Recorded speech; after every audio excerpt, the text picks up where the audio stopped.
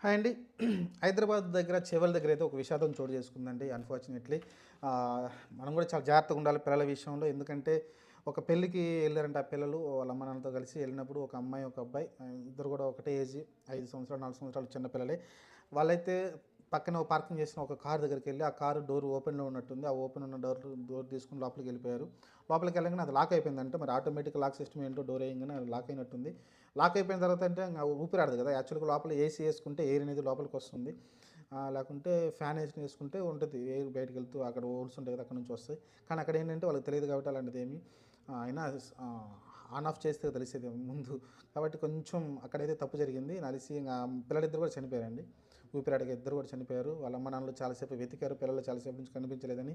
చాలాసేపు వెతికిన తర్వాత అయితే ఆ కార్‌లో అయితే కనిపించారు. వాళ్ళైతే చనిపోయినారు. అప్పటికే వాళ్ళు చనిపోయి ఉన్నారు. హాస్పిటల్‌కి తీసుకెళ్లారు గానీ అప్పటికే చనిపోయి ఉన్నారు ఆ కార్‌లోనే. ఇది చాలా దారుణం అసలకి. ఎందుకంటే ఆ ఊపిరాడక ఎంతసేపు వాళ్ళు నరకయాతన పడి చనిపోయి ఉంటారో మీరు అర్థం చేసుకోవచ్చు. కాబట్టి కొంచెం పిల్లల మధ్య అయితే కొంచెం కేర్ తీసుకోవాల్సి ఉంటుంది ఇలాంటి విషయాల్లో. ఎక్కడికైనా పెళ్ళిళ్ళకి వాటికి వెళ్ళినప్పుడు కొంచెం కేరింగ్ అయితే ఉండాలి పిల్లలపైన అయితే.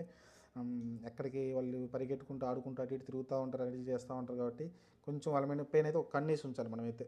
కానీ అక్కడ అదే తప్పు జరిగింది. అంతసేపు తననేసి ఎక్కువ టైమే వాళ్ళు ఆ పిల్లల్ని వదిలేసి ఉన్నట్టుగా ఉంది వాళ్ళ పేరెంట్స్. సరే ఆళ్ళకి ఆ లాక్ ఎందుకనేది అయితే పోలీసులు అయితే ఎంక్వైరీ చేస్తున్నారు. పోలీస్ కేస్ అయితే పెట్టారు.